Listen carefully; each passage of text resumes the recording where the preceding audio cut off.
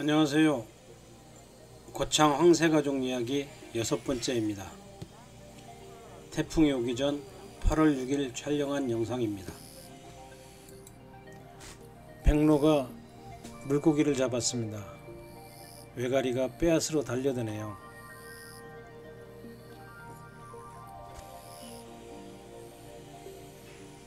아쉬운 백로가 외가리 곁을 떠나지 못합니다. 이를 본 아가 왕새가 외가리 먹이 탈취를 시도합니다.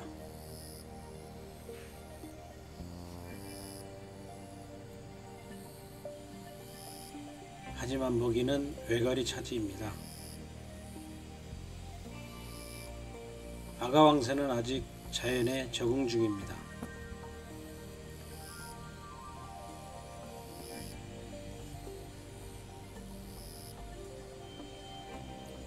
물속이 아직은 무서운가 봅니다. 팔짝 뛰어도 보고 부리를 이용해 먹이를 잡아보지만 쉽지는 않네요.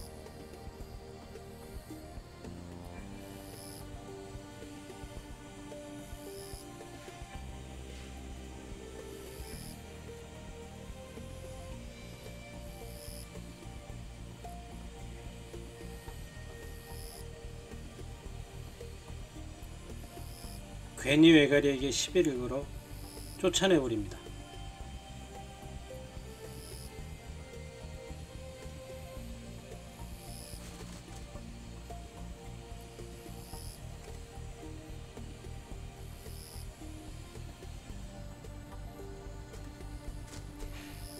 부리를 이용해 물고기를 잡아봅니다.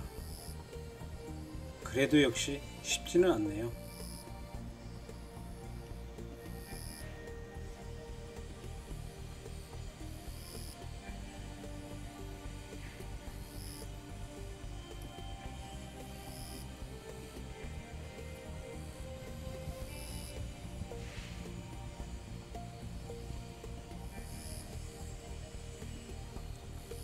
폴짝폴짝 뛰어봅니다. 외가리가 눈에 거슬렸나 봅니다.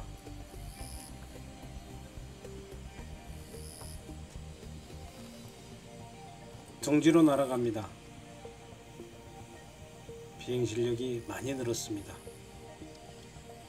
둥지에서 깃털도 구르고 쉬기도 합니다.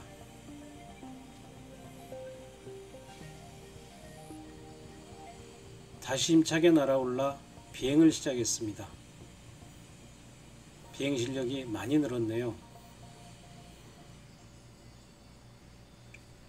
바람을 이용한 활공 실력을 구경해 볼까요?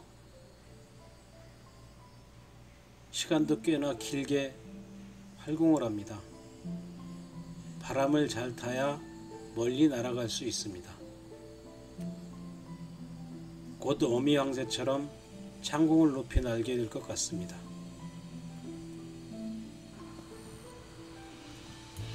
수로에 아기 황새 3마리가 다 모였습니다. 먹이도 잡고 깃털도 고르고 쉬어가기도 합니다.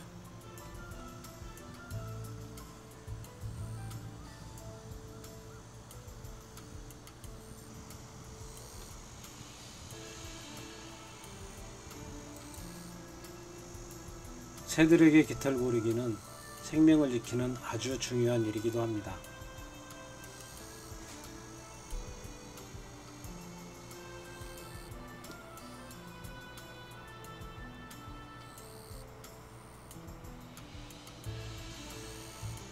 어미 황새가 왔습니다.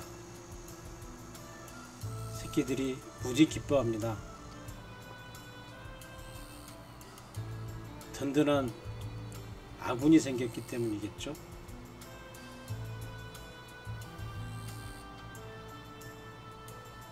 새끼들에게는 어미의 중요성이 인식되는 순간이기도 합니다. 그저 곁에만 있어도 든든하겠죠? 사람 사는 것도 마찬가지일 것 같네요.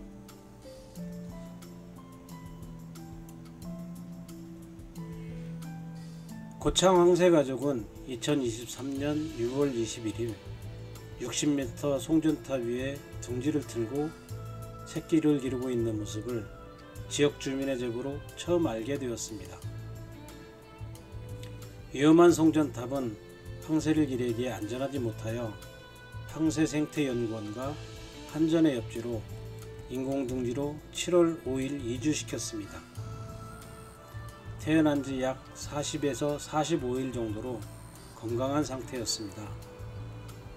송전탑과의 거리는 약 200m 떨어진 곳에 둥지탑을 마련했습니다.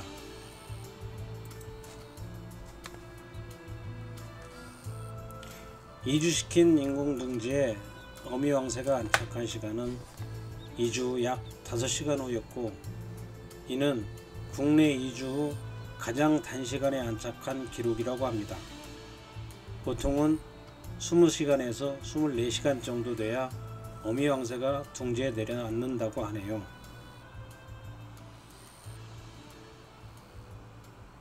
어미왕새의 헌실적인 보살핌으로 잘 먹고 잘 자라서 7월 29일 첫 비행에 성공했습니다.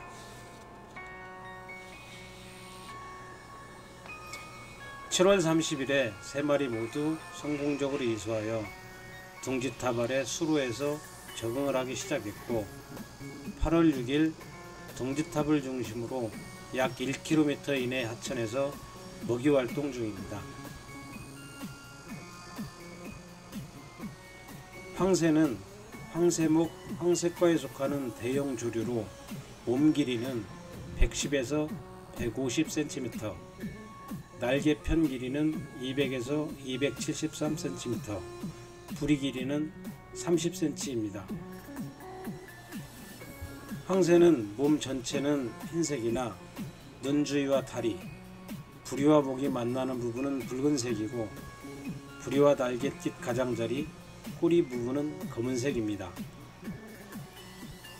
황새의 암수가 동일한 모습이나 수컷이 암컷보다 몸집이 크고 부리가 두텁고 깁니다. 발가락은 길며 4개 중 3개는 앞으로 향하고 1개는 뒤로 향하고 있습니다. 발가락 사이에는 작은 물갈퀴가 있어 논이나 습지를 걷는 데 유리합니다. 황새는 울음소리 대신 부리를 부딪혀 소리를 내 의사표현을 합니다. 물가에 살며 둥지는 5에서 20m 높이의 나무 꼭대기에 나뭇가지로 둥지를 만듭니다. 번식기는 2월에서 4월이고 한 번에 1개에서 4개의 알을 낳으며 육식성으로 미꾸라지, 붕어, 개구리, 지렁이, 메뚜기 등을 먹습니다.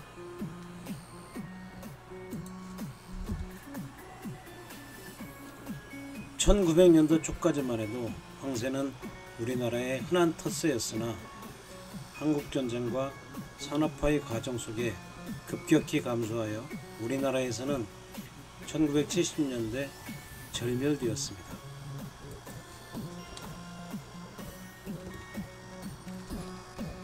현재는 러시아 아무르강 유역과 중국 북부 흑룡강 주변에 약 2,500여 마리밖에 남지 않은 희귀조류로서 우리나라에서는 1968년 천연기념물로 지정되었으며 환경부 지정 멸종위기동물 1급으로 보호받고 있습니다. 또한 국제자연보전연맹 적색 목록으로 분류되어 국제적인 관심과 보호를 불러일으키고 있습니다.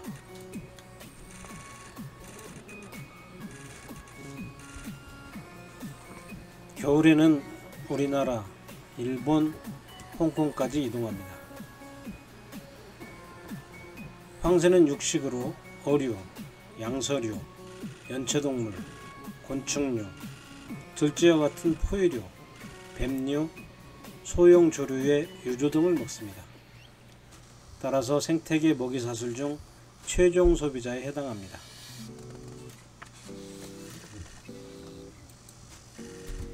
황새가 번식하기 위해서는 적절한 먹이 서식지, 예를 들면 먹이를 구할 수 있는 습지나 농경지, 그리고 적절한 번식지로 둥지를 틀 수 있는 높은 나무가 있는 장소가 필요합니다.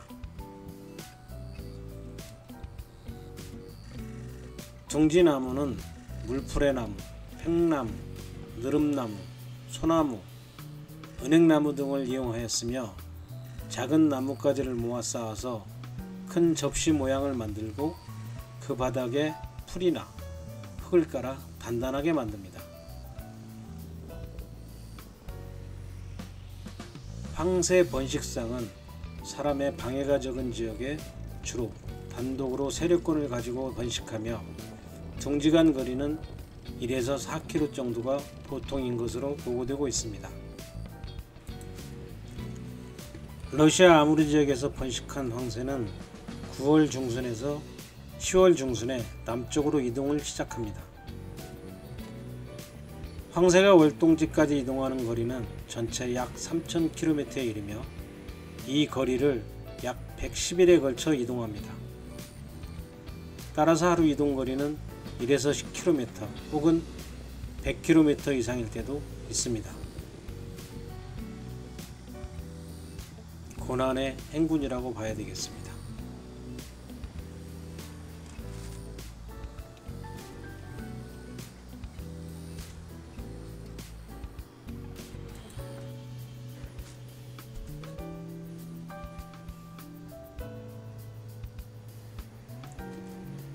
먹이활동 중 황새가 다시 날아올랐습니다.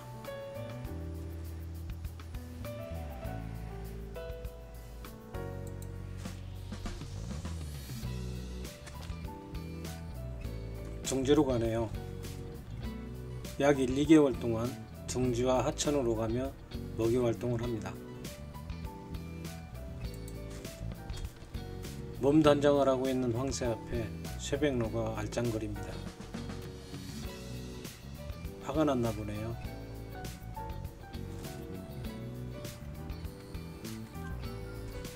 쇠백로 여의치 않고 먹이활동을 자랑합니다.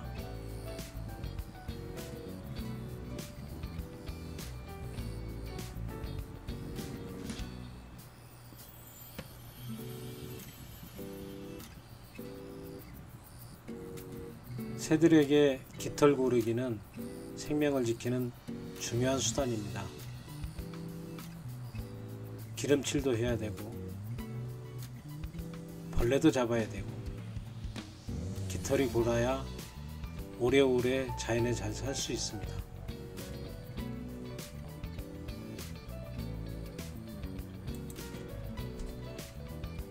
쇠백로가 귀찮아진 모양입니다.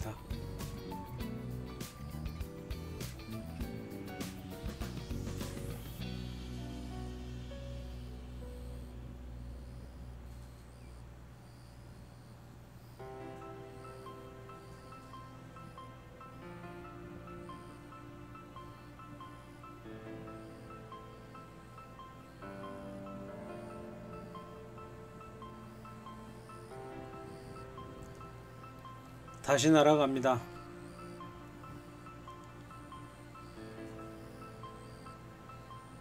언제 봐도 멋지네요.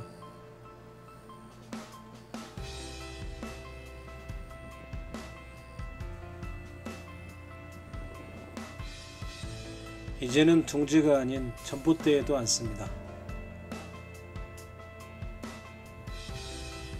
잘 적응하고 있는 거 맞겠죠?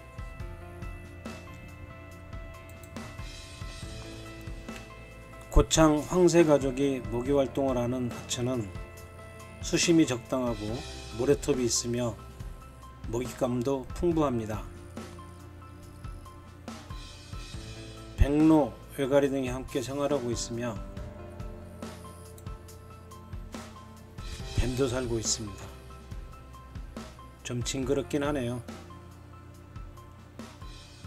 이곳에 터줏대감인 수달도 살아가고 있는 환경이 잘 보존된 하천이라서 안심이 됩니다.